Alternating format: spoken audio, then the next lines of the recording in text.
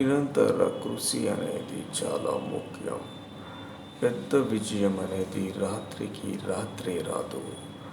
దానికి నిరంతరం కృషి, పట్టుదల అవసరం. ప్రతిరోజు ఒక అడుగు వేయండి. ఆ చిన్న అడుగులే చివరికి పెద్ద విజయానికి తీస్తాయి.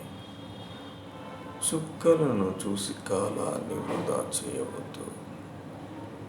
గడియారం ఏం చేస్తుందో అదే చెయ్యి. ముందుకు సాగిపోతూ ఉంటూ.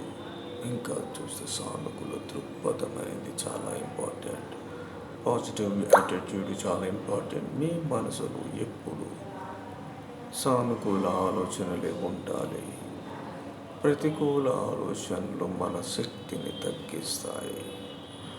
సానుకూల దృక్పథంలో ఉంటే ఎంతటి కష్టమైన పరిస్థితినైనా సులభంగా ఎదుర్కోవచ్చు. జీవితంలో ఎదురయ్యే సమస్యలకు ఒక సానుకూల దృక్పథం చూస్తే ప్రతి సమస్యలో ఒక అవకాశం కనిపిస్తుంది. ఇది మాత్రం గుర్తుంచుకోండి. ఓకే.